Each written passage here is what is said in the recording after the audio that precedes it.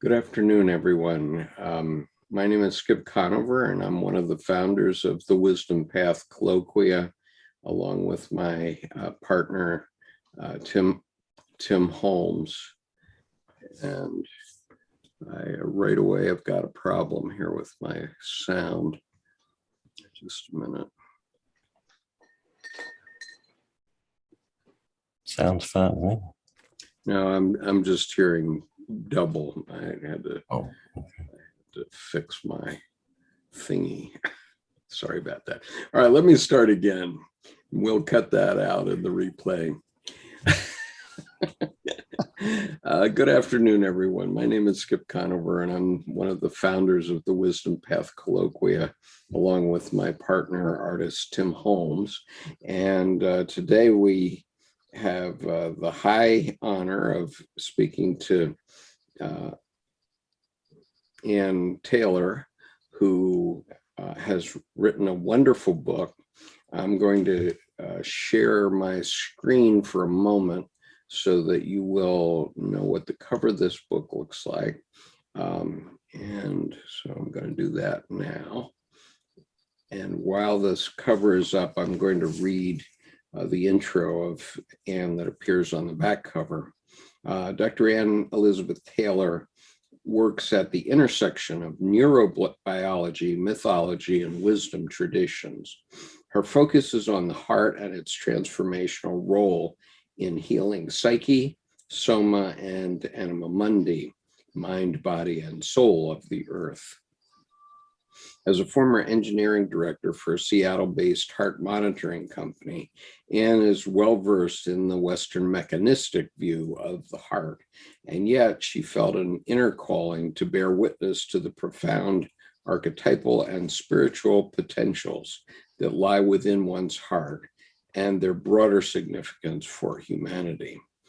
Ann holds a BS in medical biology from the State University of New York and a Ph.D. in mythological studies with emphasis on depth psychology from Pacifica Graduate Institute.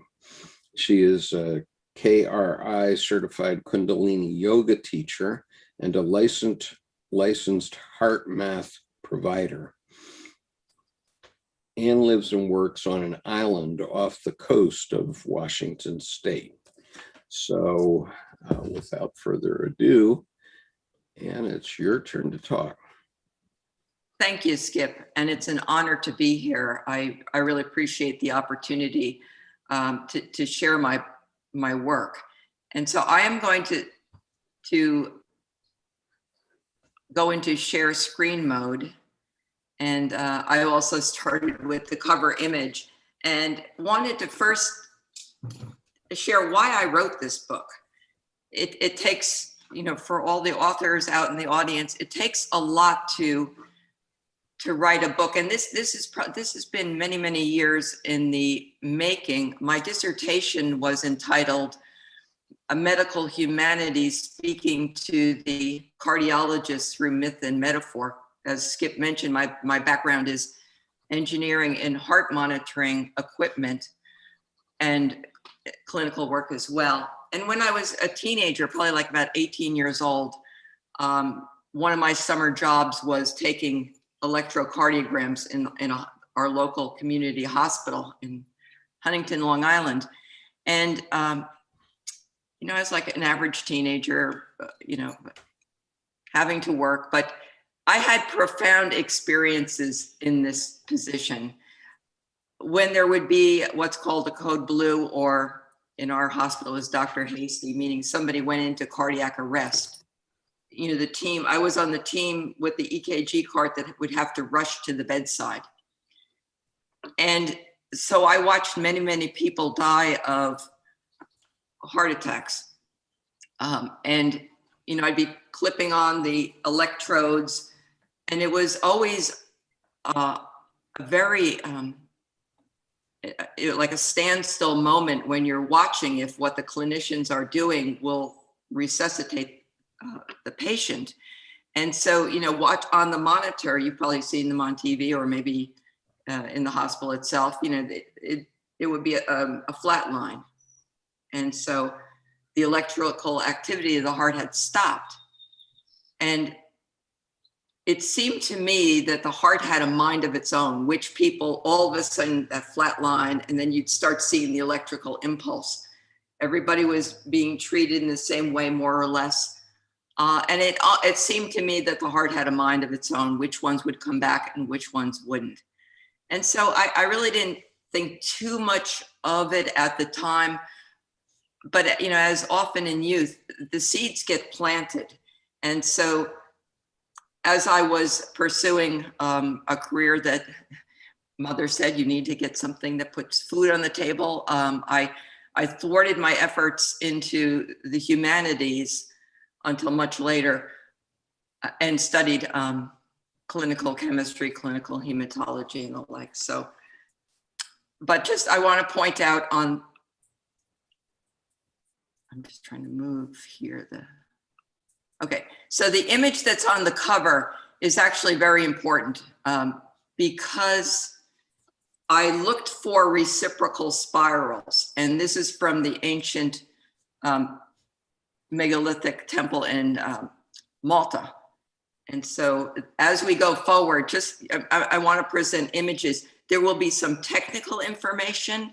And, you know, if you hate that kind of stuff, if you hate graphs, I'm going to also offset it by images that will help with the understanding. Before we begin, I'd like to just do an invocation to the divine feminine, to Sophia, Kundalini Shakti, the Holy Spirit, and her many other names. So just take a moment and just relax yourself. If you like, close your eyes. I'm just going to read a few lines of this poem I wrote and invite Sophia to be here with us. She visits during dream time. She is the spinner of the spiral flow of blood leaving the heart. She causes you to glance back as she escapes the corner of your eye. She is the blue in the halo that glistens around the wise one's head. She lies at the center of the philosopher's stone. She is the evolutionary force of the universe. If you deny her, you deny life. Matter deadens. If you embrace her in your heart, your soul joins with hers. Matter becomes spiritualized. She is the generative and redemptive, the rhythm of nature, moving life forward. So Skip already told you about my background. So it's a bit of a unicorn. I was very scientific and the scientific method, and very logos centered in my youth and into midlife actually. And then, so the book actually follows my journey of seeing the heart as a pump, to looking at the depth psychological view of the heart, and then into the spiritual heart, which will take me to the rest of my life and maybe other lifetimes too. Okay, so I'll begin. Before I actually introduce Sophia, I just have a couple questions to think about. Do you know anyone who's suffered a heart attack? Have you yourself had some form of heart disease? And when I use the term heart disease, I mean a wide range of conditions, anything from anxiety-induced heart palpitations to heart attacks themselves, myocardial infarctions, congestive heart failure. The answer is probably yes. So without going through a lot of statistics, the one I want to focus on is, every 36 seconds in the United States, somebody dies of a heart attack or congestive heart disease. And it's still the number one killer in the world globally.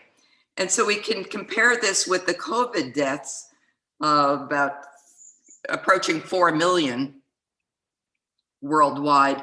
And, you could see that, we've stopped our lives because of COVID. And I'm not saying we shouldn't have, but heart disease is like a pandemic on steroids, and we don't seem to be making much ground on it.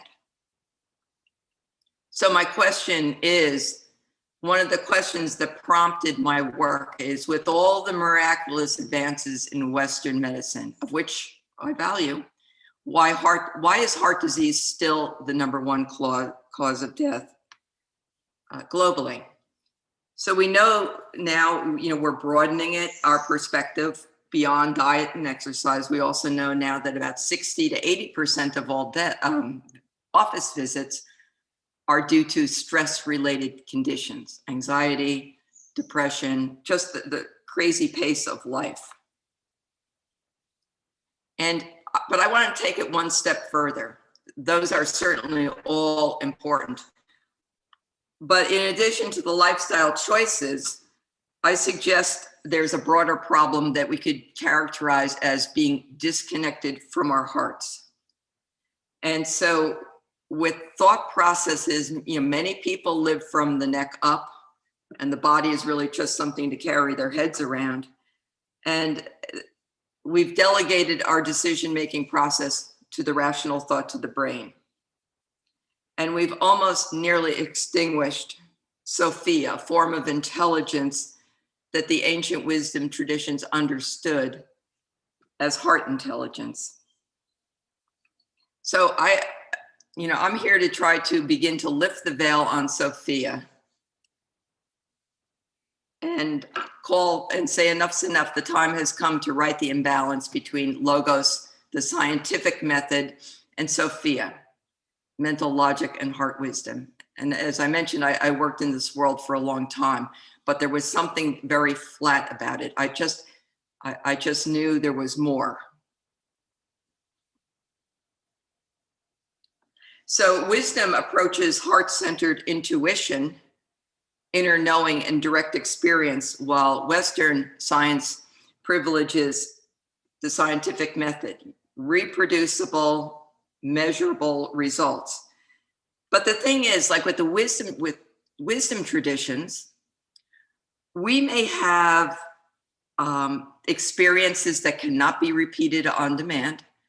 And in fact, they may be once in a lifetime events. So one of my guiding quotes from Carl Jung, he such a brilliant man, he recognized this, decades and decades ago. Science, what he's saying basically, science is not a perfect instrument. It's what we have. It's invaluable for us. And it only works harm when it's taken as an end of itself. So that's like this is what we've done. We've taken it as an end of itself. This is the solution that we have to work with, and most people have accepted that. And I would, of course, if I had a heart attack, heaven forbid, my first stop would be the emergency room. So I'm fully supportive of science. But it errs when it usurps the throne. It's kind of interesting, Skip, the word throne is coming in here, as we talked earlier. Science must be ready to serve all branches because they support each other and they need each other. So it errs when it conveys the only kind of knowledge that it is. So the other kind of knowledge that we'll be talking about today is Sophia. And from the Greek, personification of wisdom. Heart intelligence, or what the ancients called Sophia, the feminine principle of wisdom. So what happened to Sophia, and why do we need her so desperately now? So I'm just going to go back a few hundred years here, and because my investigation of William Harvey was really fascinating, because his circulation of theory, which, it's not really important that you understand it. The diagram is enough, but you'll see where it says organs, flesh, and body, there's a disconnect. He was creating his principle of the way the blood circulated through the body, but he didn't quite know how the arteries and veins, how did the fresh blood and then the blood that takes the impurities away back to the lungs to get clear, how did that connect? This was before the microscope. But one of the things that Harvey he was still in the age where Harvey and Galen, who was like 1,500 years ahead of him, they agreed that the blood and the body were ensouled. So that's a really key point. And he used his intuition. He knew that his theory was correct, but he couldn't prove it because the microscope hadn't been invented yet.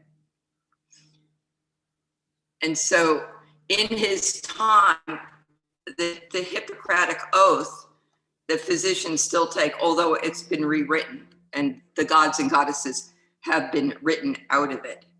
To the ancient world, they understood that the gods and goddesses were not only present, but they were necessary to healing. I swear by Apollo the healer, by Asclepius, Hygeia, Panacea, and all the gods and goddesses, making them my witness, that I will carry out, according to my ability and judgment, this oath and indenture.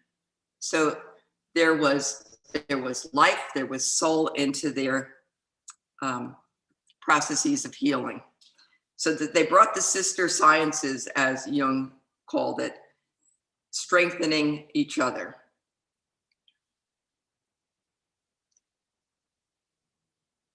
So just an image, he added to the gods and goddesses, he did not take away. So that he was able to hold both at one time. So what happened then? The mutation of Harvey's theory happened really by Descartes, because Harvey couldn't prove his theory and it was not accepted. And he didn't publish his famous book, The Circulation, about the circulation of blood for many years because he couldn't prove it.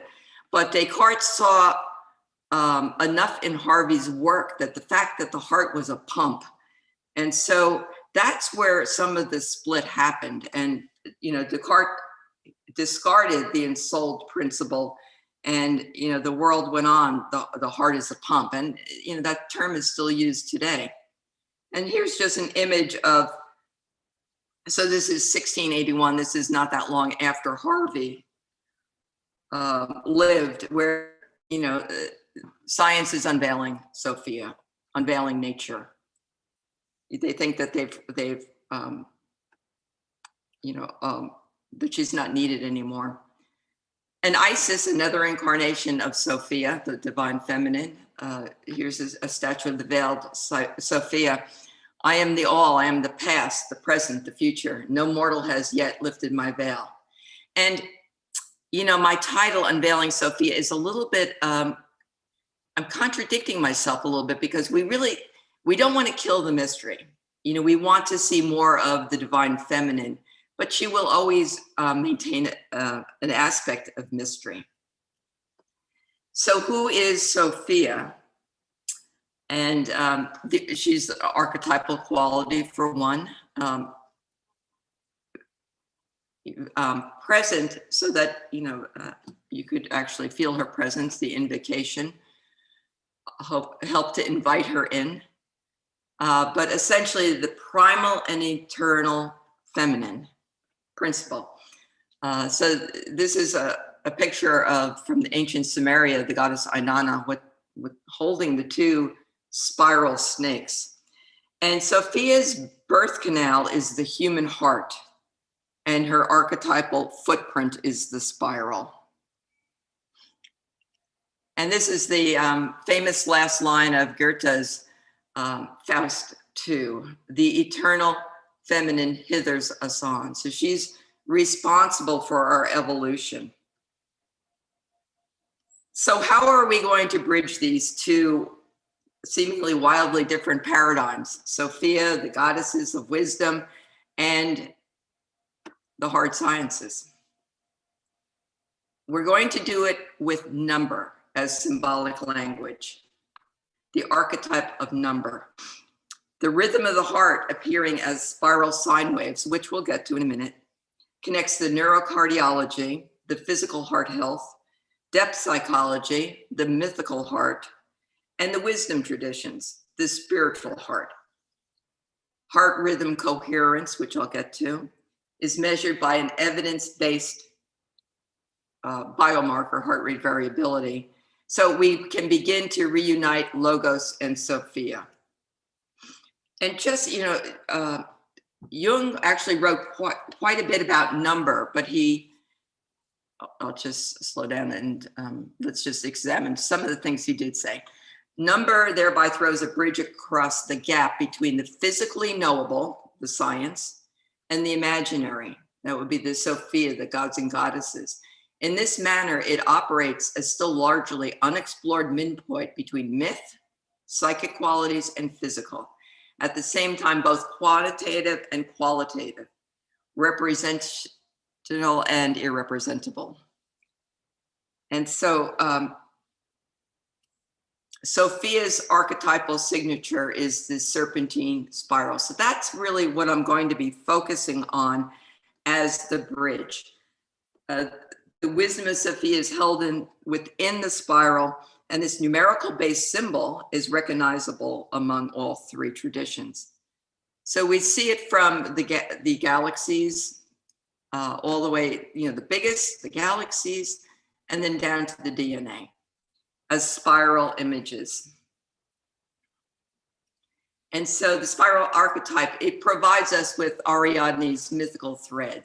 I like to think of in images, to guide us back from the heady world of technology to the more finer aspects of psyche, and then finally back to our inner self, or the self, as Jung would say, within the heart, thereby bringing us to balance. Now, I know that everybody's on the call here is a seasoned Jungian, but there may be people who watch this on the recording. I just want to give my definition of an archetype in relation to the work I'm doing. So it can be thought of as a distinct pattern or a structural potentiality held within the unconscious psyche as empty form, individual, collective, or collective, expressed in the conscious psyche as images, ideas, and symbols. So Jung used that great example of a crystal being an archetype, that the crystal itself is empty of form, but it's the molecules that put themselves in that organized pattern because of that underlying invisible structure. Jung called it an inherited tendency of the human mind to form representatives of mythological motives, representations without losing their basic pattern. So with Sophia, we see her, throughout humanity's history, from Isis on, and I'll have some images just to clarify that in a minute. So the book and this talk is broken down into three basic sections. Hopefully that's clear by now: the physical heart, the mythical heart or depth psychological, and the spiritual heart. So I'm going to now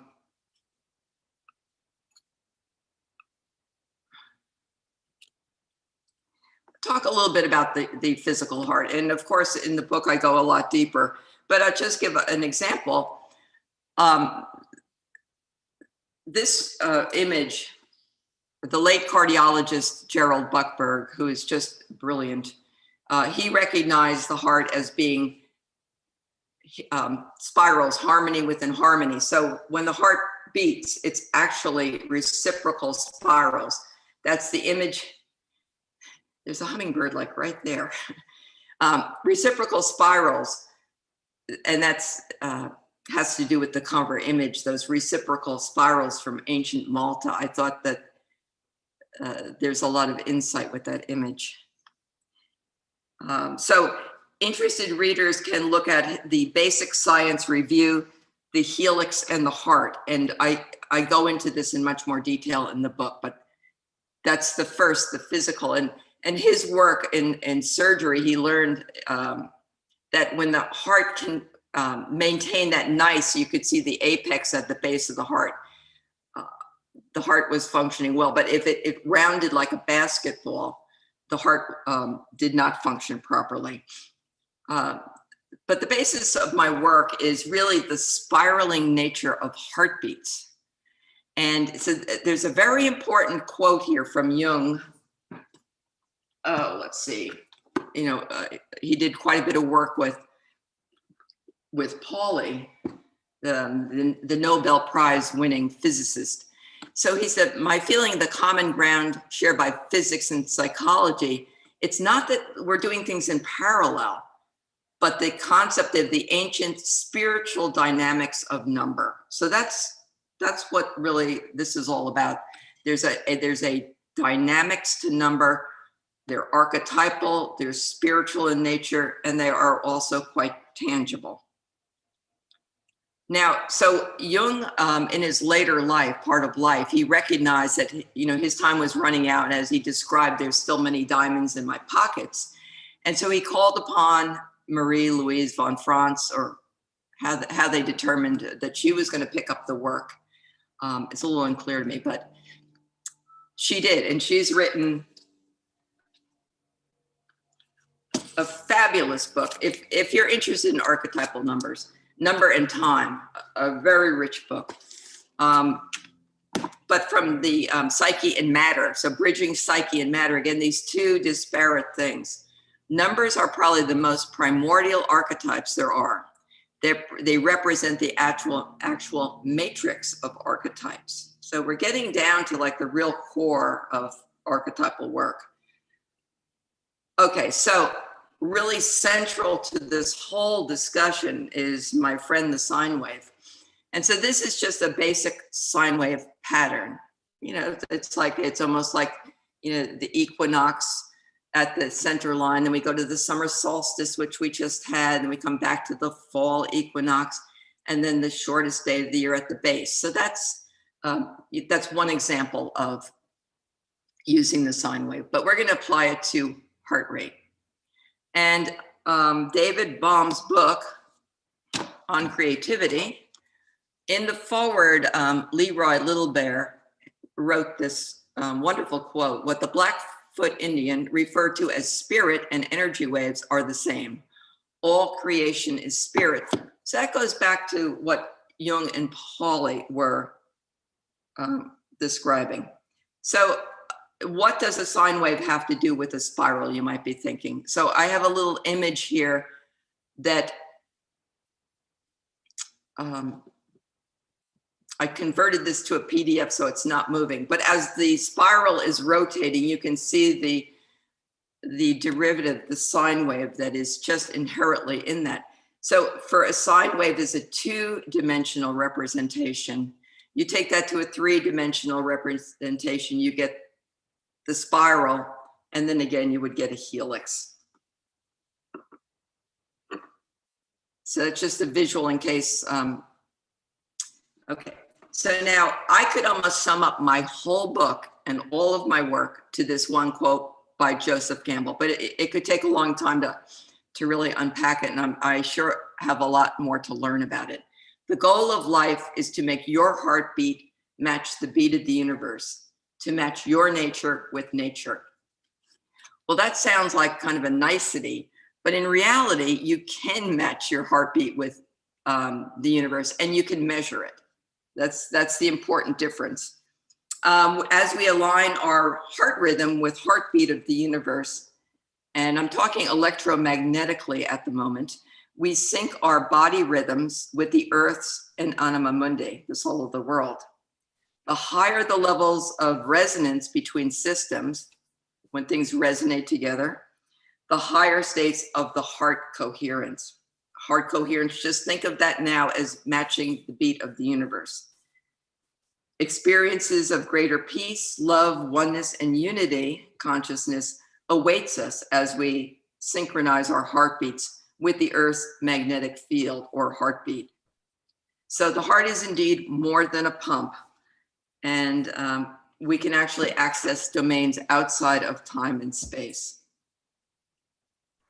So just real briefly, what the heck is heart rate variability? I'm not going to go too deeply into this, but just to point it out, it's simply we're looking at the difference in time between heartbeats. Now you might think, okay, the clinician takes my pulse when I go to the doctor.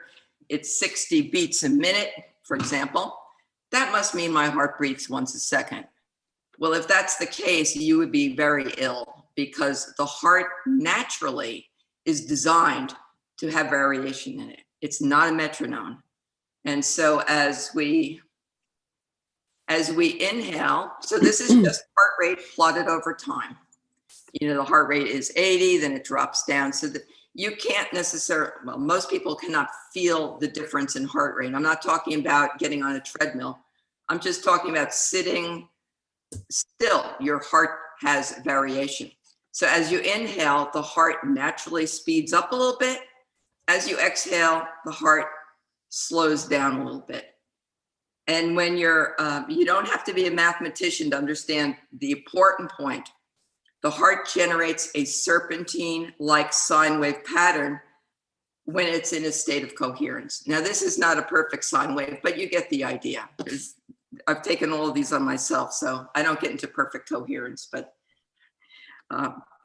sometimes are better than others. So, and Heart Math Institute, Roland McCratty defines heart coherence simply as the state when the heart, the mind, and emotions are in energetic alignment and cooperation. So that's a nice pattern, but guess what? Most of us do not have that pattern most of the time. Usually, it's going to look something like this, chaotic, because of, okay, so why is it chaotic? Okay, you know, I realize that this may be outside of some people's interest area, but just very simply put, you know, the breathing, all of our, the functions that happen without conscious awareness is under the control of the autonomic nervous system, meaning just think of it as automatic. Things happen automatically. You breathe, you digest, all of the things, well, there's, you know, blood vessels constricting. So there's a masculine and there's a feminine part to the autonomic nervous system. The masculine, or the yang energies, the sympathetic, it's that fight or flight, it's the speed up, it's part of what we need for sure. But the feminine energy, the slowing down, which also includes slowing down the heart rate. That's the pertinent point here, slowing down the body functions.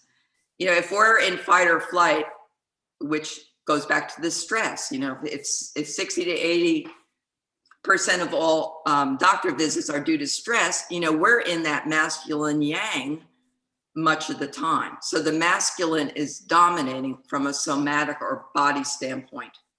Now, when the two are working dynamically together and balanced, we get the lower graph there, the nice sine wave.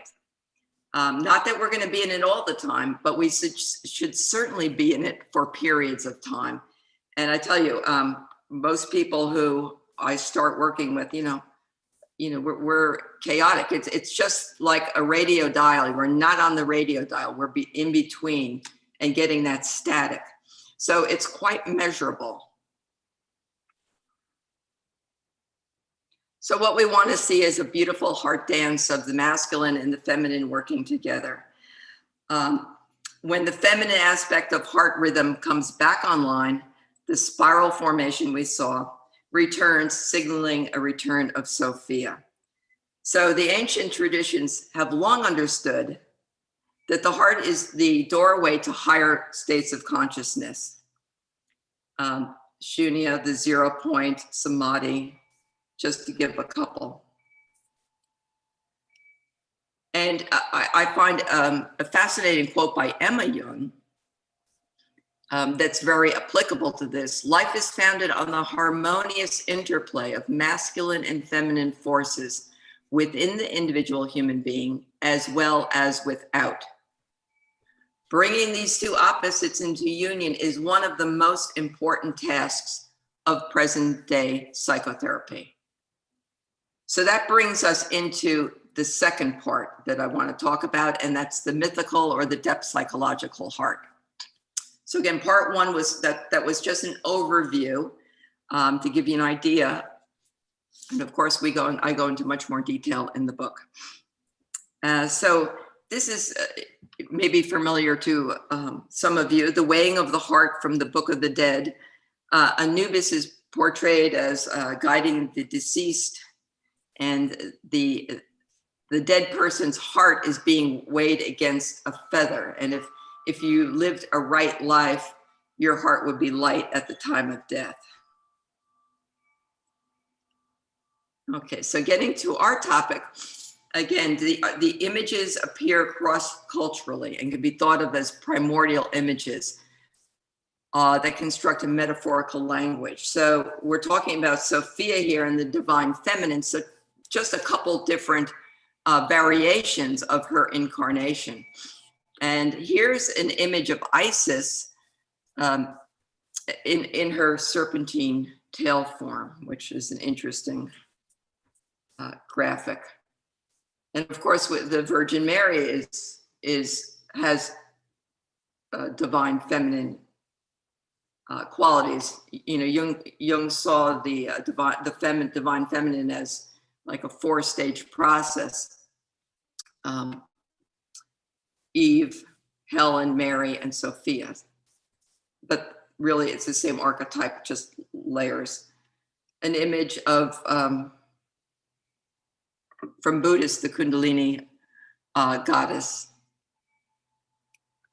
the Black Madonna and Child, and Goddess Sophia, the goddess of wisdom. So the next, what I'm going to be talking about comes out of the visions. I don't know how many of you have read this, notes of a seminar given in 1930 to 34. It's a 2-volume work that I've found fascinating. So that's my reference for what's coming.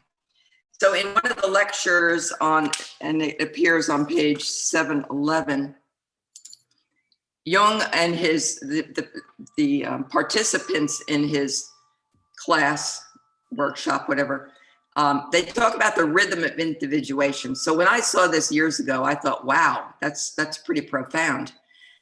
So the basic idea that he describes in the book, again, so the dotted line being just the equal point. When we go down into yin, like where A is, that could be when we go down into the unconscious. That could either be through active imagination or trancing, which Jung did quite a bit of. It could be harvesting your dream work. It could be painting. It could be dance. The how you do it is less important, but diving in, picking up images from the unconscious. And then so B would be bringing them up to the surface, dream journaling, for example, and then starting to work with them in the conscious, which would be the yang portion. So you can imagine if this sine wave is, really lopsided or staticky, maybe we go down into the yin and don't come out like Jung did with his red book, or it was feared that he could stay there too long. Or maybe we don't go down to the yin at all. We have a dream and we say, oh, that was just a dream. It doesn't really mean anything. And then so we're not in the yin at all. We're just in the yang. So the process of individuation, that is, for those who may not know, the process of becoming what you're intended to be in this life, your ultimate destiny, your dharma. Hillman would call it the Acorn Theory, where you're an acorn, you're destined to grow into the oak. So whatever your destiny is, as your highest and best self, is what I'm referring to as individuation. So again, from the same lecture, they talk about different points. So you see here again, there's a repeating sine wave.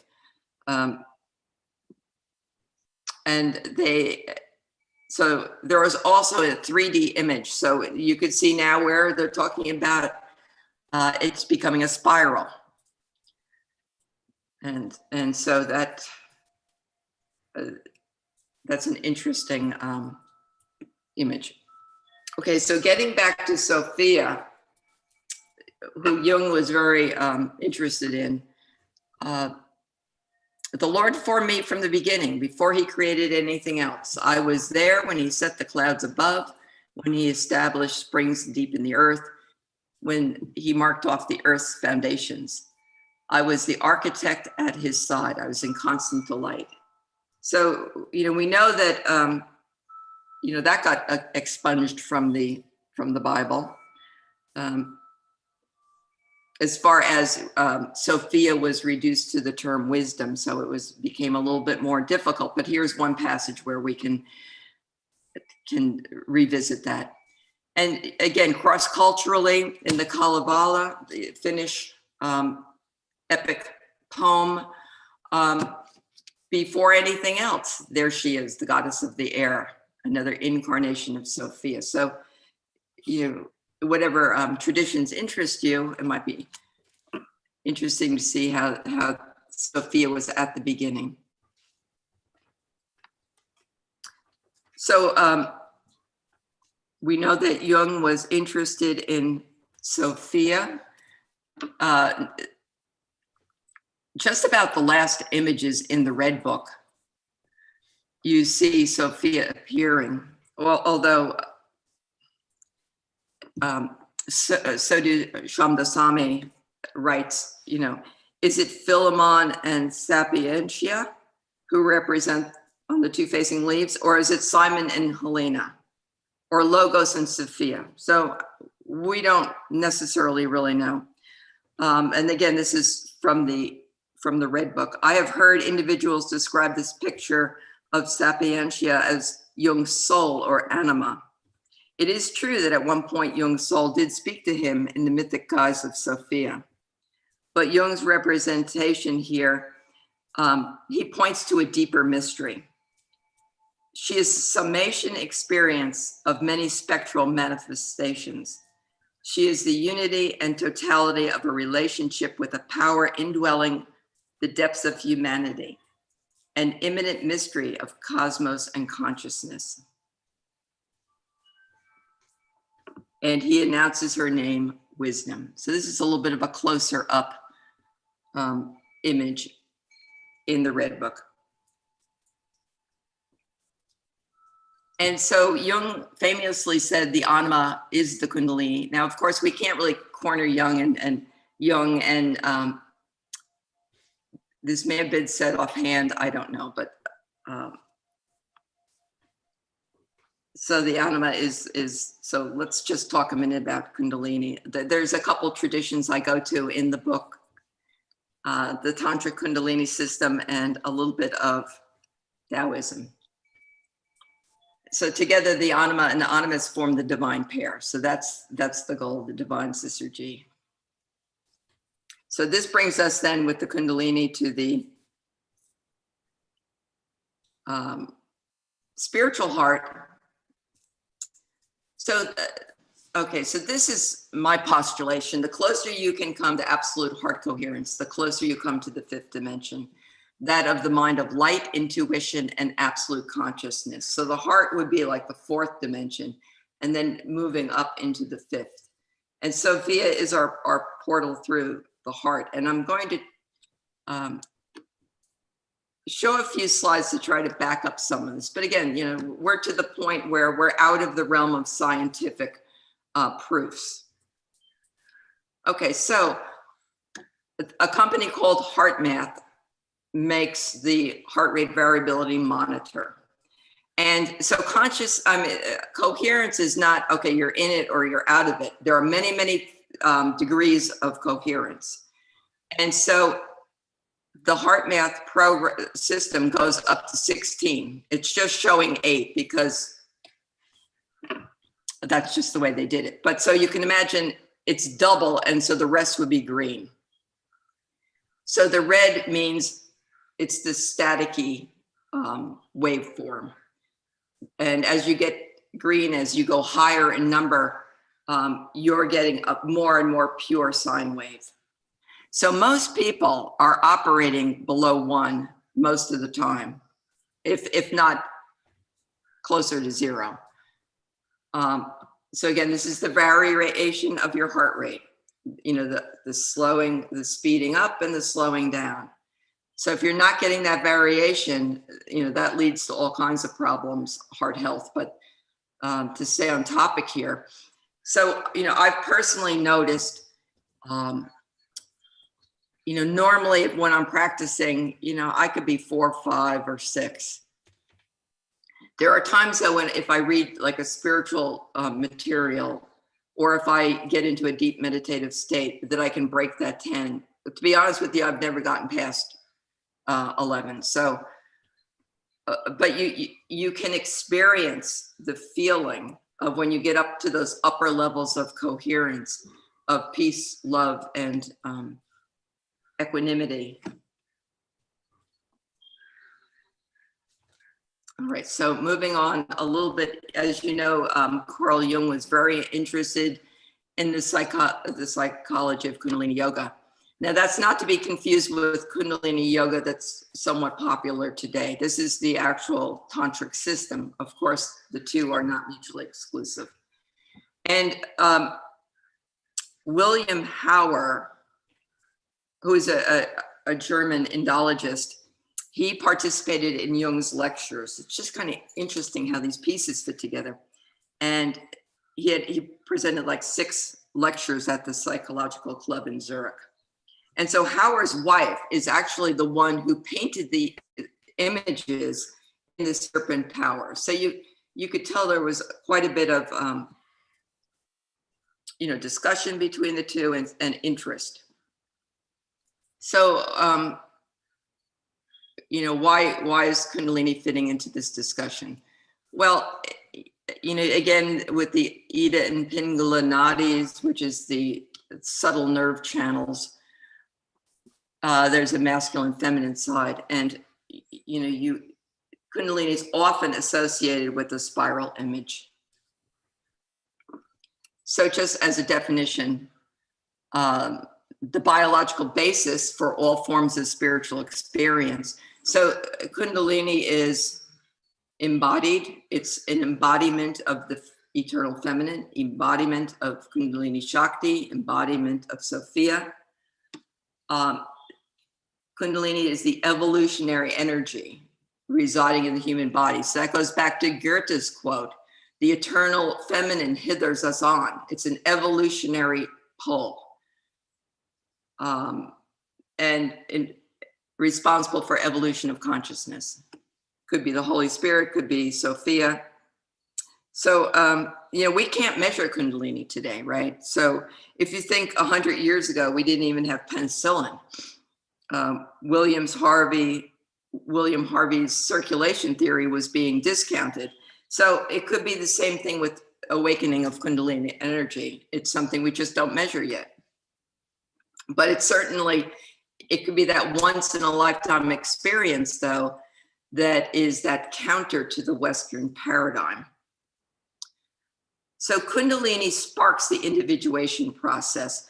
That was one of Jung's. I'll just read his quote.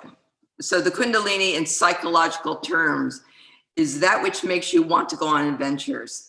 It is the quest that makes life become livable. And this is the Kundalini. It's the divine urge. So I had his book here somewhere, but I'm sure you're familiar with it. You know, he also says, well, sometimes you think back and say, oh my God, what made me do that? I think this was in Memories, Dreams, and Reflections. What got into me to go do that crazy thing? If you've ever had that experience. And then he goes, well, it's the Kundalini pushing you on. And however the outcome turns out, it's like, if you don't follow that urge, then life becomes flat. It's not worth living. And so it's what makes us want to go on the adventures, and it's what gives the juice to life. So another rather famous person who also said the Kundalini is evolutionary energy was the translator of the Upanishads, or at least one translation. And it's the potential creative power of spiritual evolution. And some have said it's the nerve of the soul itself, the embodiment of the feminine principle. So one of the quotes that Jung said that is just wonderful about Kundalini: when you succeed in awakening the Kundalini so that she begins to move out of mere potentiality, you necessarily start a world which is a world of eternity, totally different from our world. So, you know, he seems to be speaking from experience, but it is something available that I believe can really change the world, as far as, you know, the new insights that we bring to problems, new ways of seeing. Okay, now just one other fairly quick example. Going now to the ancient alchemy of Chinese, the Tao. So this appears in my book as figure 39. And so guess what? Inside you see inherently a sine wave where the white and the black meet. You know, following that, there it is right there, the sine wave. Now, so from the sine wave itself emanates the various components that then become hexagrams. The broken lines, feminine, the unbroken lines, masculine. So it's a blend of the masculine and feminine that then makes up the whole universe of archetypes. So, and Marie-Louise von Franz pointed out the remarkable numeric connection between the I Ching and the DNA. If you're interested, that's page 44 on Psyche and Matter. Of course, you both, there's 64 hexagrams, and so there's a lot of similarity in the numbers and the way they're constructed. And so interestingly, this diagram was sent to Leibniz, who was a famous mathematician who was a co-founder of calculus, from a Jesuit priest, Beauvais. And so it's a system of ones and zeros, and he later came up with calculus. So there's some interest there. So this would be the whole, basically the cosmos of coherence. It's things that are in the Tao being in right order, things happening in their own flow. So I'm just going to jump back to try to explain what HRV has to do with this. So in the upper graph, we've talked about this a little bit now, our friend the sine wave. That actually can get converted into a bar graph. So the waveform, it's just a different representation of the data. So the 0.1 hertz would be, for most people, a high level of coherence. So you can kind of look then at the spectrum data. When you're in coherence, you're in a state of Tao. You're in a state of, you are in that flow. You are matching yourself. You've surrendered yourself to the universal flow, where the yin and the yang are balanced. And so I thought this was quite interesting. So who first authored the I Ching? So, years ago when I was researching this, you come up with Fuji and New Wei, who are mythological figures. So, and again, you see the intertwined spiral snake image. So that really brings me to the conclusion of the presentation. Before we open it up for questions, I just want to, as a thank you for sitting through this, let's see what it is. I would like to offer as a gift my PDF, the PDF version of my first book. Let's see. Shoot, I made this a PDF, so I can't copy and paste it. I'll put it in the chat before we're done. So it takes some of the same principles, and it's a very pragmatic book. There's things you can do to get yourself in states of coherence. And again, before we open it up to questions, this Wednesday, the last Wednesday of every month, I host a free session where I guide people through coherence. So if that's of interest to you, I'll make sure that these links get sent out. I should have thought about the PDF. At any rate, okay, so thank you. And Skip, I'll turn it back to you. Thank you. And we have one request before we go to questions, and that comes from, if you would just discontinue your screen share so that we can talk to one another. The request comes from Nancy Pfaff, who asked if you would mind reciting the poem that you have at the beginning of chapter 11 on page 151 of your book. Oh, yeah, and that's what I opened up with, the invocation. But sure. She visits during dream time.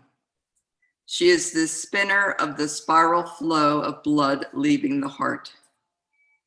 She causes you to glance back as she escapes the corner of your eye. She is the blue in the halo that glistens around the wise one's head. She lies at the center of the philosopher's stone. She is the evolutionary force of the universe.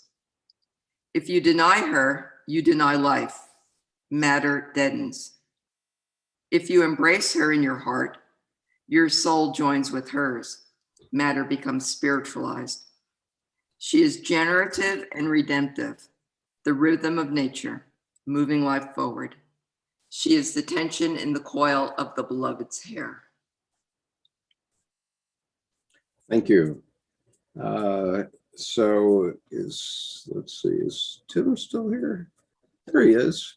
Tim, as my partner, I'll give you the honor of the first question here. Well, golly, thank you. And that was such an insightful presentation. And I have to say that, in a world full of technical specialists, it is so refreshing to see somebody who is concerned about soul, because it just feels to me like the feminine spirit is what is lacking in contemporary culture all around the world now. And we are so smitten with the idea of precision and the gifts that science gives us. And the overall temptation is to just assume, well, that's all that matters because we're really good at that. And we can measure it, and we have all these really brilliant machines. So to have somebody like you bring in the whole idea of Sophia and the confluence of these different ways of experiencing something like our body, which is juicy and immediate and full of emotion and sensation, and yet we have this tendency to just reduce it to a bunch of points on a graph or something. It's just very, very refreshing to have your insight. And I'm going to be thinking about this a long time, because I'm one of these persons with heart issues, and this has been a big deal for me the last few years. And so to be able to think about the confluence of soul and heart is just a fresh and a beautiful idea. And I just want to thank you for that. You're so welcome. And I think that Sophia, or the divine, the Kundalini, it's been pushing me to do this. It's like, I could say no, why don't I just retire, go play golf? I can't. It's like, I was called to bear witness to what I know. And so that's what we're here for. But thank you. So let me give Colleen a chance, since she's my other partner coming forward. Thank you. And thank you, Anne. I very much appreciate your presentation, especially that you used so many visuals. For a complicated subject, for one thing, it helps to have the visuals in addition to understanding what it is that you're telling us. And quite a stretch, I would think, for you to take what's in your head and transform that into a visual. And I think the other point that I'd like to thank you for is the connection of Sophia to the heart. I think of Sophia as a goddess of wisdom. And I think of the wisdom as being the kind of thing that we've gotten from Carl Jung and from our searching. But you've connected it to the body and to the heart. And so I think that that's been a very important insight that I've gotten this morning from you. And thank you, thank you, thank you. Yeah. So let me just ask that everyone keep their mic on mute and hit the raise hand button if you want to ask a question. Jerome, you're next. Well, thank you, Anne. That was, you have weaved together a very coherent picture of the whole landscape, and it's just amazing. So I have not seen that before. So, I mean, that's just wonderful. In reading your book, I was reminded, I've started Kundalini yoga with the KRI, Kundalini Research Institute, 40 years ago. So I've been practicing it. I've practiced for about 30 years and I had to quit because of problems. But I just want to mention that your mention of the spiral dynamics, the getting in touch with your body as you go through these exercises and different openings, and your awareness expands in a spiral manner. And I think that is very important to think about and to encourage people. Just and you also mentioned a number of things. You don't just have to do Kundalini. You can do artwork. You gave us some how-tos to do, which I think is very important. My question, though, is that when you talk about the rhythm, or the difference between the parasympathetic and the sympathetic nervous system, I've noticed, I used to give stress reduction training. We would move people into the parasympathetic mode. We also did biofeedback, where we could measure your particular set status, they call it. So a lot of people are designed to be in the parasympathetic state normally, and others are more attuned to being in the sympathetic state. Could you, have you done any studies on that, or could clarify that? Yes, I have stacks and stacks of research papers that show that, people who are likely to get in trouble with heart disease and other diseases are heavy on the sympathetic, and that, low heart rate variability is the harbinger of mortality. And so low parasympathetic activity, while it may be relaxing, it is not coherent. If you're just way over on the curve in the feminine, it's that dynamic balance that allows you to access the wisdom of the heart, which is intuition, which is inner knowing. But in my experience, I don't run into too many people who have trouble being too relaxed in this culture, or too much in the parasympathetic.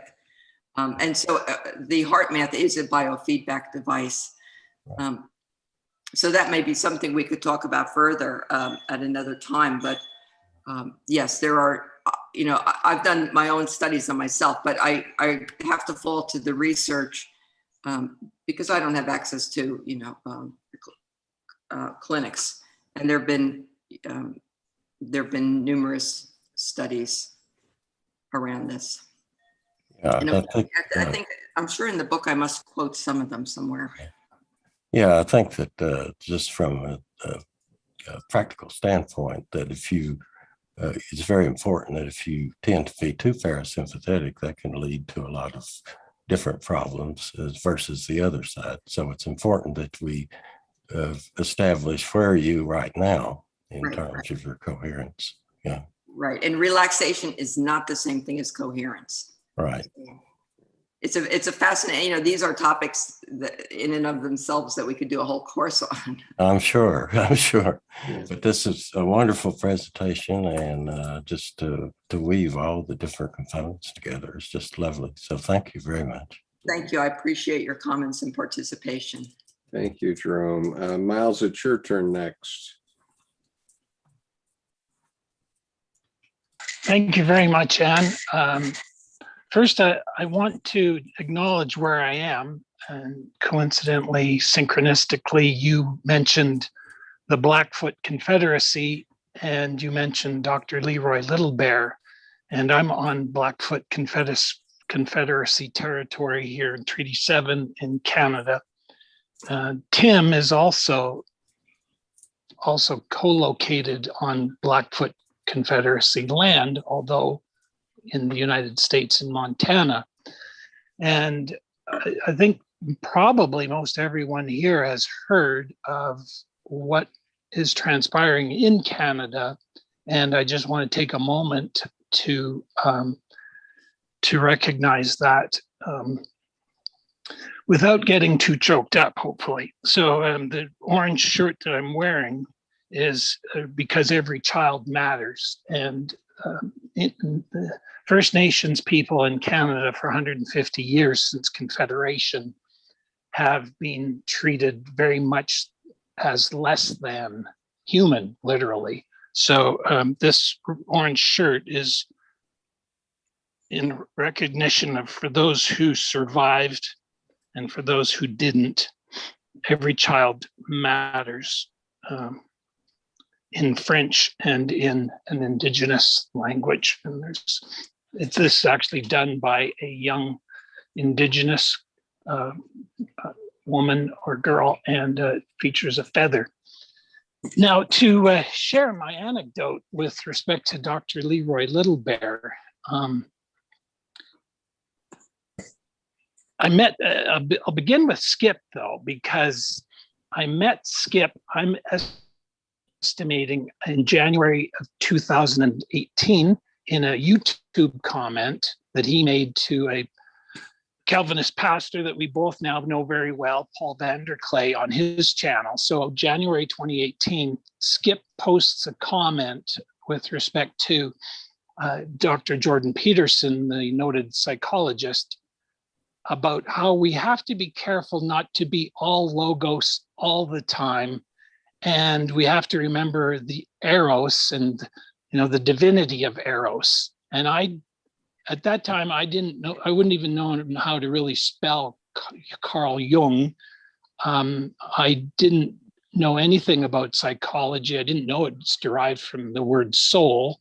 So, but whatever, something about his comment was very strange or impactful. And so I followed Skip. And since then, very dramatic change in my worldview and my paradigm and my understanding of how to read the Bible even. So I acknowledge that I'm on Treaty 7 territory of Blackfoot, or the Niitsitapi people. Now, so I meet Skip in January of 2018, and my wife tells me, you might be interested in going to this event here in Calgary, posted or put on by the 6 Degrees organization. And it's called Towards Resilience. So this was April 10, 2018. And I was compelled because I knew there were some very notable Canadians in attendance. I thought, I don't know, something I need to do something. And just prior to that, Skip had once said, pick up a pen and paper, go to Michael's and buy some materials for making crafts and do something creative. So I picked up pen and paper and I did a little collection of archetypes, I guess is what you've just told me these are. And they just sort of spilled out of me based on things that I had encountered. Obviously, I didn't dream these things up entirely, but to me, they needed to be expressed, or they came out as I sat down to fulfill what Skip said to try to do. And when I went to this event on April 10, 2018, it was shortly after having created that drawing I just showed you.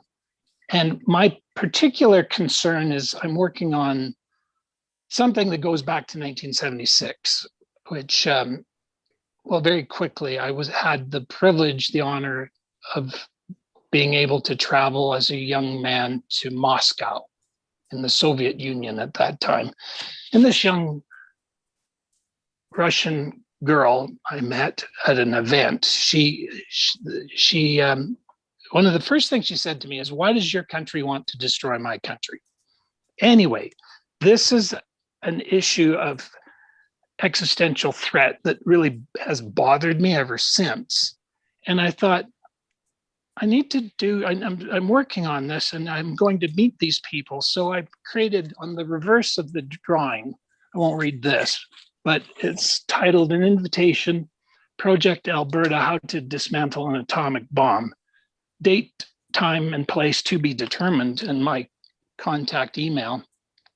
And lo and behold, Dr. Leroy Littlebear is one of the principal keynote speakers.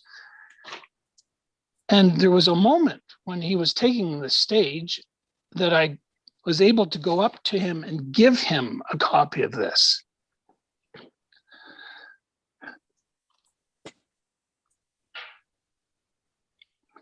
And he looked at it.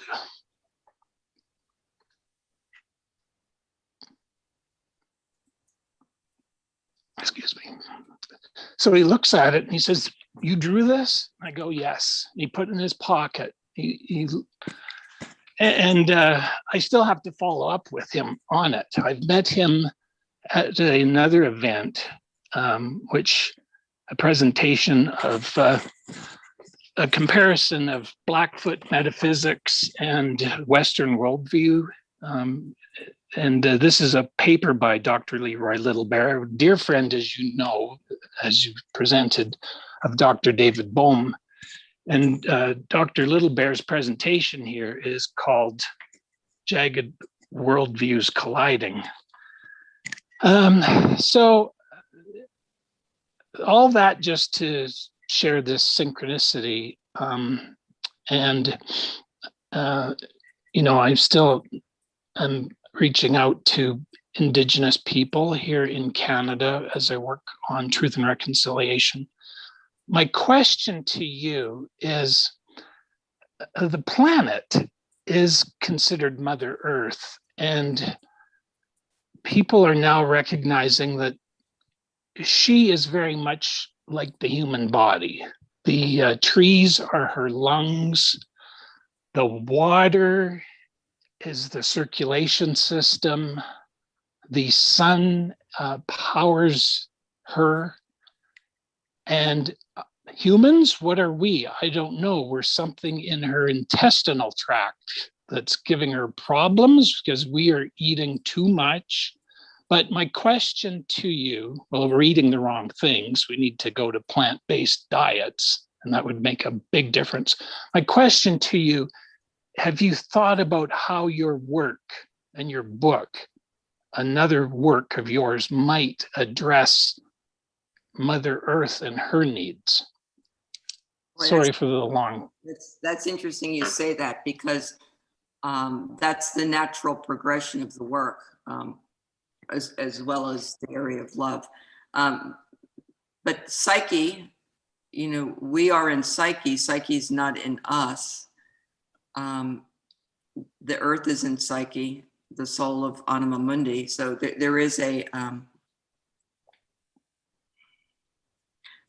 intersection. Actually, part of the reason I recently went to Spain was to spend some time with the ancient megaliths, which I had limited success in doing that, but just to really start to feel the energy of the earth. Because I've been, I guess, somewhat disconnected. I mean, even when we wear rubber soles in our shoes, we're disconnecting ourselves. But it's important to even just put your skin on the earth to, well, there's also medical, the electron flow. We become part of that. We become part of the earth's electromagnetic field without cutting it off. But that is a next portion of the work, because it's a global problem. Anima Mundi has a soul, and her soul's crying. We have to get ourselves in order, I think, before we can help her. But we have to hurry up, right? So yes, I think that is a natural evolution of this work. Thank you. And I appreciate your heartfelt comments and sharing of the synchronicity. So thank you. So Leah, it's your turn next. Thank you, Anne. This is a terrific talk, and for many reasons. One is that I can see its appeal to the scientific community and the hope of that community connecting to the psychology and the spiritual part of it. So that's a very hopeful thing from what you've done. Thank you for telling us about your free sessions on Wednesdays, and also for giving us a copy of your first book. I look forward to seeing that. It's a bit of a interesting timing for me to be listening to this talk right now, as I'm in the process of editing a book that my mother wrote in the 90s. And her passion was, then they called it psychology, religion, and healing. But it's about everything that you talked about. And she was also into heart math, which was quite new at that time. And but she was not a scientist. She was a poet, and how she chose to express her incredible feeling about the importance of this topic was in a novel. And it's kind of provincial, but it's all there. And it's been heartening, if I can use that word, to hear your talk while I'm in this process. So I thank you very much. Thank you so much for sharing that and for listening to the whole thing. Yeah. So are there other questions to be addressed here?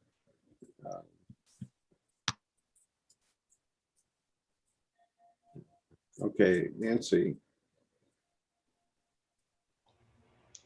I want to thank you, Anne, for your presentation and how you brought those three subjects together. Just was amazing to me as I read your book, that here is a scientist and someone who speaks my language. I'm a spiritual director and have had an experience of the divine feminine, the archetypal, and I'm trying to be open to the integration of that in my own life.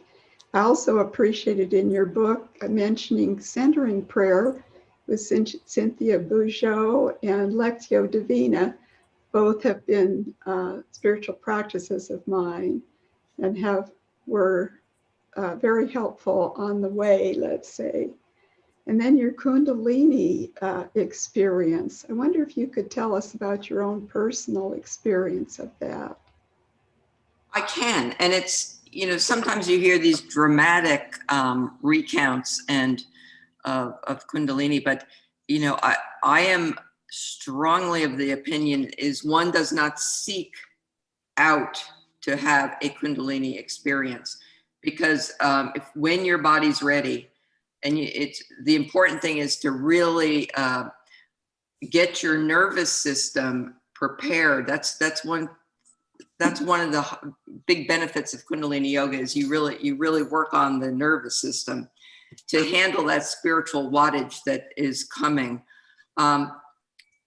I was actually in teacher training in Vancouver when I had my first experience, and we had been doing pranayama or breath work for hours during the day. And then at night, you still had your practice to do as part of the course. And my experience was not dramatic as some. In the appendix in the book, I do talk about who I named Lillian as her experience of Kundalini Awakening. Mine felt like, old-fashioned mercury thermometer. I guess it's still part of the analog age here. But it's like mercury rising up a thermometer up my spine is what it felt like. I became a little frightened, but I knew what it was. So it's not like I panicked, but I think that a little bit of the fear stopped it from going all the way up. And then after that, a few times during yoga, it's always been during yoga practice for me, although that's not the case for everyone. There was just light. It just felt like,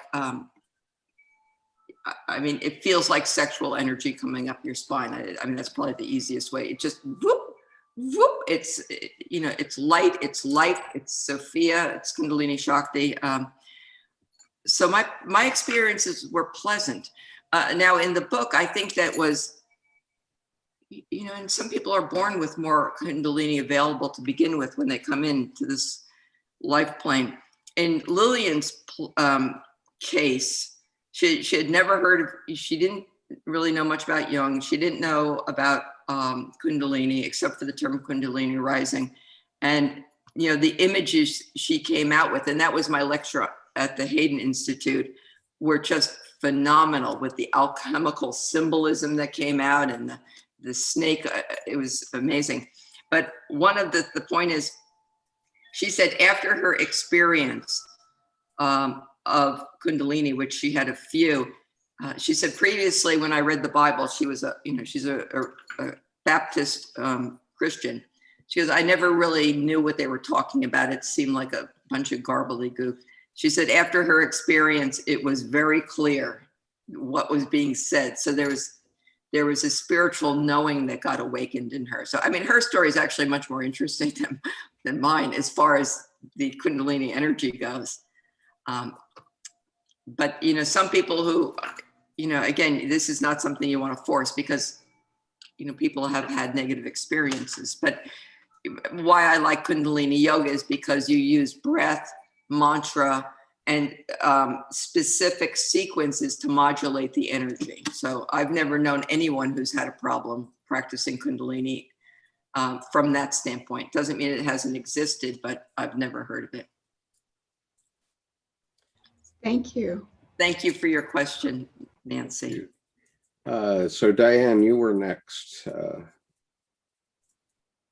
You need to unmute. Go Hopefully ahead. it's the right Diane, right? Yes, Diane Margiotta. Okay, thank you.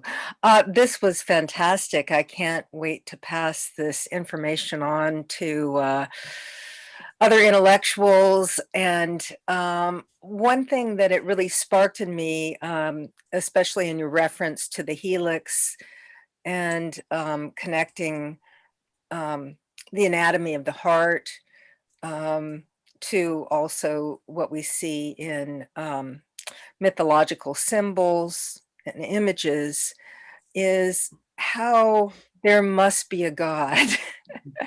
I've been running into a lot of atheists lately, and when I see the great connection between the arts, the myth, and science, it just makes me feel like, yes, there is this supreme intelligence that is good, and maybe we can't always wrap our head around it. I guess we probably don't want to get into theology, but on the other hand, it does make me curious because of our other talks with Colleen Kibert and Mr. Smith and so forth, the importance of religion, but more importantly is the core of whether you and others in the group believe in some kind of God, divine. It's not just something that human beings made up, but is, so it makes me curious. We can shelve that question, but I just wanted to present it because seeing the arts and psychology and science bridged together like I did today, it really affirms that belief for me. Well, personally, I mean, I have no problem talking about it. I firmly believe in the divine intelligence, the universal intelligence, God, whatever you call it. I mean, like Carl Jung said, bidden or not bidden, God is present. Or the fact, I had to cut it. I could have kept adding slides and slides. Even this morning, I had to control myself. But, there's that beautiful picture that William Blake drew, with, Right. God is the geometer. I mean, that says it all too. I believe there's an intelligence behind the universe for sure. Okay, thank you, Diane. We'll cover those topics again in other sessions. Miles, you have your hand up again. Did you want to talk? Yes, I do. Related to theology, before discovering Carl Jung, I have been through a number of various denominations of the Christian faith. And one of the things I learned a couple of years ago is that there are biblical scholars that say if you go to the ancient scripts, the Aramaic language, I believe it is, the pronoun used for the Holy Spirit was feminine. Yes. If you do a search on Bible Gateway, where they present, I think, about 30 versions almost of the Bible, different translations. I did this survey, very informal research, but there was only one Bible that, or a couple that treated the Holy Spirit as, at best, as a neutral pronoun. But anyway, that it's fascinating that if the pronoun has apparently been changed. And so I just, from female to male often. And I was just wondering if you wanted to share about if you've had a journey with the Bible and do you have any more knowledge about the Holy Spirit pronoun being feminine? Thank you. Well, absolutely. And that's where the Gospels at Nag Hammadi that were discovered, I don't know, 1940, I can't quote the year off the top of my head. But I mean, Jung had knowledge, and I think he even had possession of one of the texts. And so these were Gospels, the Gnostic Gospels, that were thought to be buried at the time, year 100 after Christ, shortly after the time of Christ, for fear of being, burned or confiscated. Now, there's different theories, but, there is the Gospel of Is Sophia. So that talks about the Holy Spirit being feminine for sure. So there is a wealth of information on that.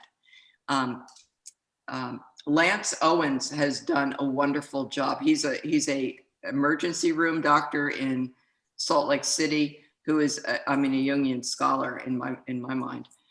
He's done a lot of work about Sophia and the Gnostic Gospels, and which would include, of course, Sophia is in my estimation, the Holy Spirit, the feminine aspect of God. So there's a treasure trove for you to explore.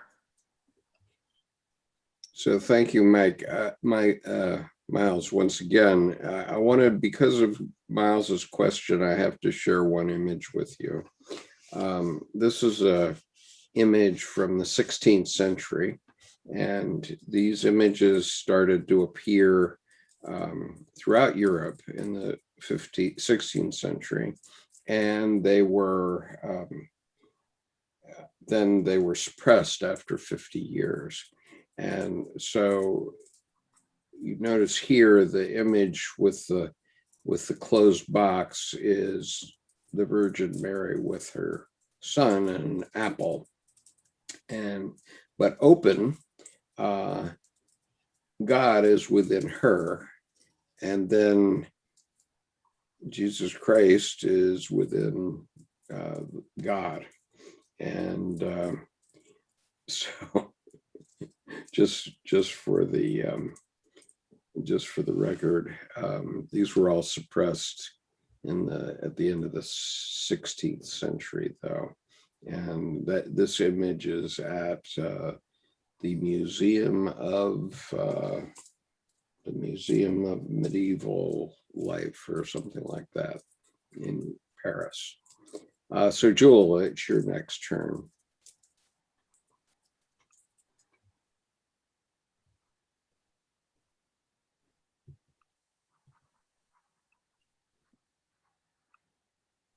She needs to unmute.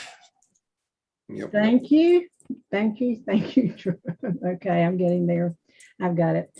I want to thank you so much for the PDFs that you talked about, sort of hesitantly about if they were too much. I'm very much a visual, and so they spoke to me, and selfishly, I am going to say, are we going to get a copy of any of the PDFs? I know you said you were going to send us a link to join you, I believe, on Wednesdays. And Yeah, and I just put two links in the chat so that you can get the book, the PDF version of the book, and the link for the meditation event. As far as the presentation, I wasn't really prepared to share that. No, that's fine. Yeah. I'm going to look at you again on YouTube, and I was taking notes, so therefore I was just getting some clarification. Definitely not asking you to do more work. And I don't mind doing more work. If people have questions, please reach out to me. I enjoy the engagement. I will, and that's what I'm going to accept that, because that did bring some questions, but I don't have enough depth to phrase the question that I know how to put it together yet. So it'll come. But Okay. Thank you so much. Oh, Okay. my pleasure. So Joss, I don't see your hand yet, but I assume that you would like to make a comment here. So yes, this has been very profound and strong synchronicity, and I agree with everyone who's feeling the presence of Sophia at this moment. And Anne, I think you were the conduit that brought Sophia to all of us. I'm sorry I didn't put my hand up because I was listening to your lecture with one ear, and the other I had to concentrate because the synchronicity that came through was out of the blue. A dear friend who is a healer had a catastrophic accident and is in the hospital with all things, multiple fractures of his spine. And here we're talking about Kundalini and about healing and about the heart. And I feel right now that everyone here on this panel and those on YouTube are collectively bringing the energy and attracting Sophia to be a part of this moment in his healing process. So I apologize for being half here with the presentation, but at the same time, I was supporting a friend who was in a critical situation that just called right in the middle of this presentation. So you know that there is no accident in the universe. And right now I'm feeling quite emotional, and I usually don't. I'm sorry, even with this little laughter, because I'm just so kind of taken by the strong synchronicity. But that's all I can offer right now. Gratitude and thanks, and to you, but to every single person here, because we're all one, we're all spirit, and this is what it's all about. It's all about healing, it's all about love, and the awareness that the power of love is the strongest thing in the universe. So thank you. Namaste. Thank you, Josh, for sharing. And yes, love is definitely where this is all going. Definitely. So are there any other questions before the group? Because I am about to hijack the conversation, but in part, it's related to Anne's book, but I don't want to cut anyone out first. Brendan raised his hand. Oh, just- Brendan, okay. Just to say thank you. I love the presentation. As somebody said, you brought Sophia into our presence. And I feel, do you know that lovely idea that Rumi has of being in this presence of wisdom? He said, it's like roses under our feet. We have roses. I feel that I'm sitting in a special place. I'm actually at work and I've got a service in an hour's time. And I thank you for bringing wisdom to my day. It's very moving. Okay. So, Anything Skip, else? Yeah, go ahead. I maybe you're headed in this direction, but I'm really curious about your ideas about reaching out, like to the Proud Boys and whatnot. Yeah. Is that what you're going to talk about? That's what I'm going to talk about. Oh, good. Okay. Yeah. Okay. So anyway, I wanted to emphasize first that we've been talking about Ann Taylor's book, Unveiling Sophia. And this is the book. I hope you will buy it. It is a profoundly important book, and I'm about to tell you why I think so. As I was reading this book, an image was coming to my mind that was very clear and persistent in image. And you have to bear with me a little bit, but the image relates to a friend of mine from the Marine Corps. My last duty in my reserve duty was to be the head of standards, the reserve counterpart to the head of standards branch of the U.S. Marine Corps. So we were setting all the performance standards of the Marine Corps. And the man that brought me into that job was a man named Roger Henry. Now, Roger Henry, when I knew him, was lieutenant colonel, but he had an exploit in Vietnam that was quite incredible. And that was, and this is the image that was coming into my head. He was a Cobra helicopter pilot. And if you don't know what a Cobra helicopter is, I can sort of describe it as a glorified bicycle built for two, with the co-pilot in the front seat, and the co-pilot's legs go up underneath a cowling, which is like the hood of a car. And so the hood of the car, the cowling comes back and it goes up to the windshield. So they were flying along on some mission at one point one day, and they received a radio call from a ground unit that said that they had a desperately injured Marine, and the medevac helicopters were too far away. They couldn't get a medevac, and could he help out? And so Roger brought his Cobra up to the edge of a mountain, and the co-pilot jumped out of the helicopter and got the Marine into his seat in this helicopter. And then he jumped on the front of the cowling and grabbed the windshield, and Roger took off, and they flew 20 minutes back to First Evac Hospital, or First Med Hospital in Da Nang. Both men were awarded the Distinguished Flying Cross for that action. Now, that action wasn't that unusual. It's something any Marine would do, and it just happened that Roger was flying by when that happened. And but anyway, the exploit was, there was a big painting of it done, and it was put on the cover of Leatherneck magazine one month in the early 1970s. Now, the reason I mention that is because the co-pilot, 15 years on as Marine Cobra pilot, was awarded to be the commanding officer of a squadron of Cobras. And 1 month later, he was a beef-eating, hard-running picture book Marine, as you might imagine.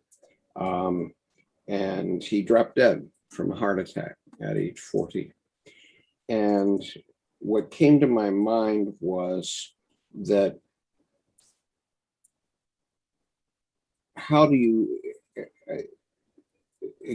this came to my mind when I was looking at Anne's chart of meditation techniques. And so the question that came to my mind is, how would you approach those He-Man, logos-oriented, courageous people, or for that matter, the Proud Boys or the Oath Keepers, with this information? Okay. Now, the reason it's important is because on January the 6th, 4 of the attackers of the Capitol, 4, dropped dead of heart attacks during the attack. Okay, Brian Sicknick was 1. He was on the police side, but there were 4 others that they don't identify ever, but who dropped dead from heart attacks right there. Okay, and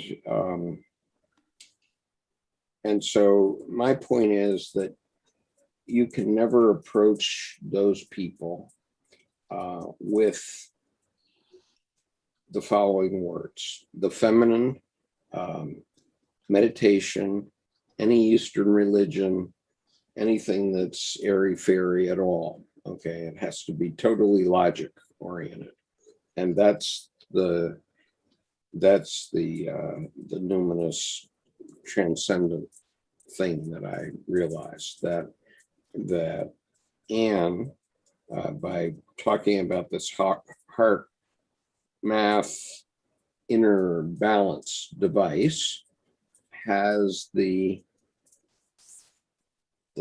jump over, because what this device does is it forces you to balance yourself, and you don't have to mention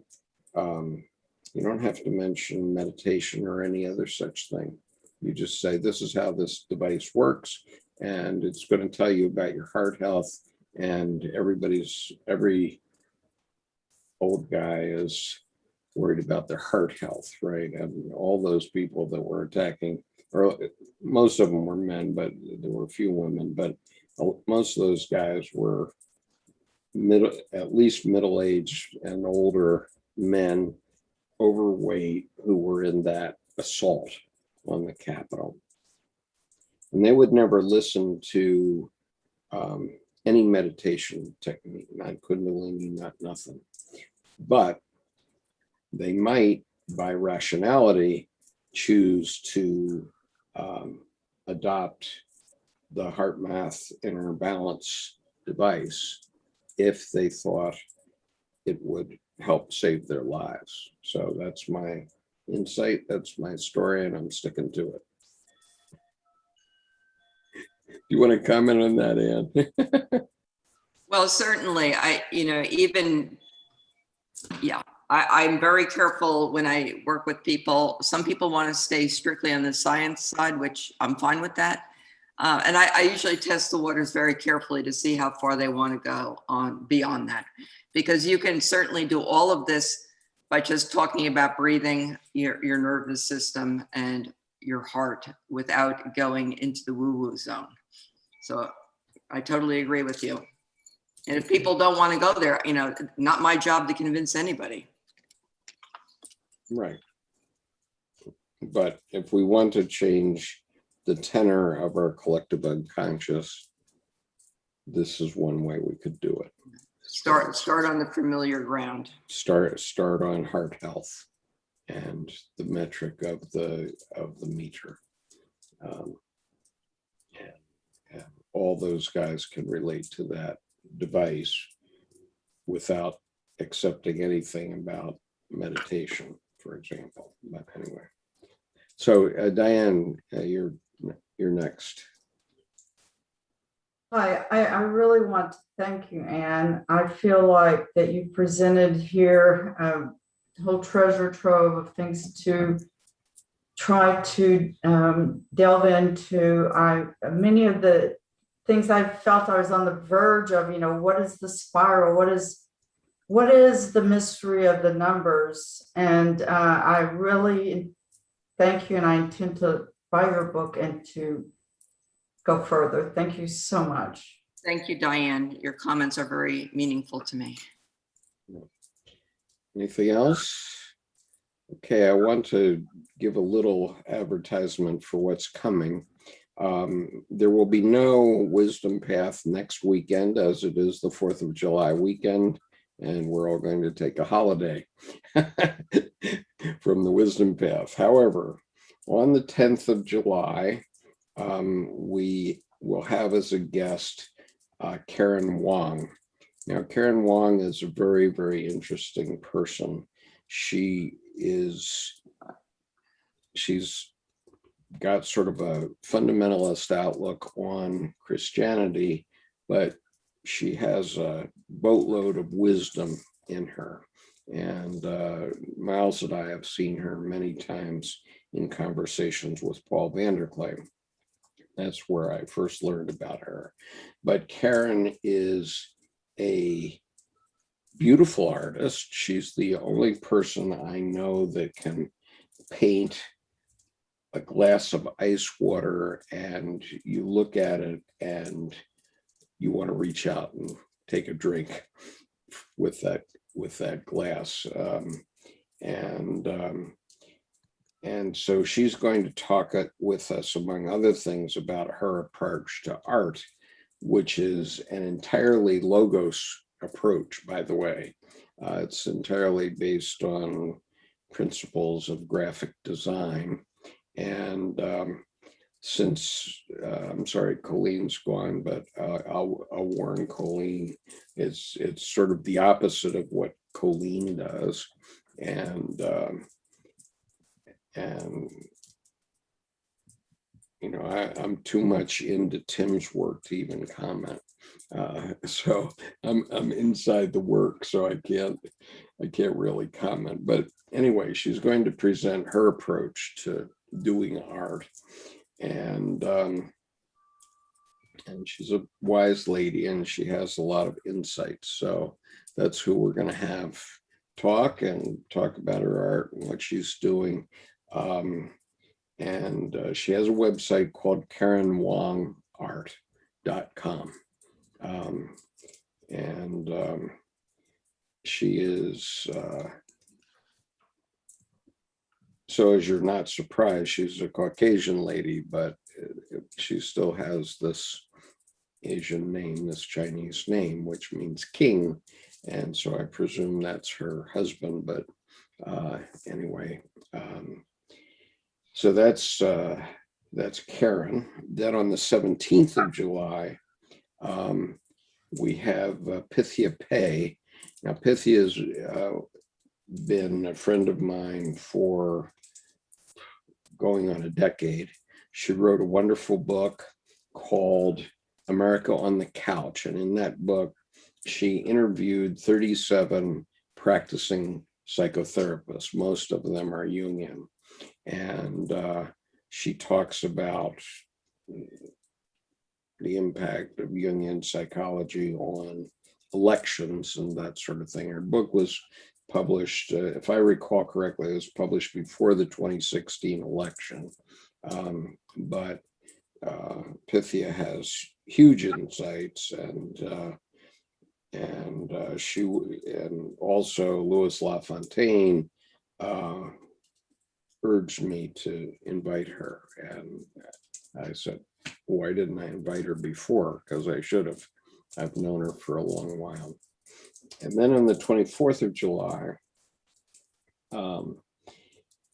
we're going to have Nozomi Hayase. Now, Nozomi is a very interesting woman, and she's going to talk about how Bitcoin can save us from evil, quote unquote. That's sort of the topic, and the topic was in my MailChimp mailing. But again, I've known Nozomi for about a decade. I published many of her articles on archetype in action. She is wicked smart, hugely smart, smart as a whip. I would say every bit as smart as Jordan Peterson, and maybe then some. And so she's going to tell us why Bitcoin is going to save us from evil. And she has a PhD in psychology, and so it's going to be a fascinating discussion. And so that's my advertisement for the next 4 weeks, 3 weeks after the 4th of July holiday. Any other questions and comments before we wrap up today? Yeah, Oh, gullies. can we invite Anne back? Surely. I'll be negotiating with her in the coming week. She knows that already. Well, Skip, thanks for lining all those up. It sounds fascinating. Yeah, it's gonna thank be. you, Anne, for making your appearance today. We look forward to more. And for your book, that was a great little gift. Absolutely. Thank you, Tim. Yeah, I put the links in the chat, so be sure to grab the link.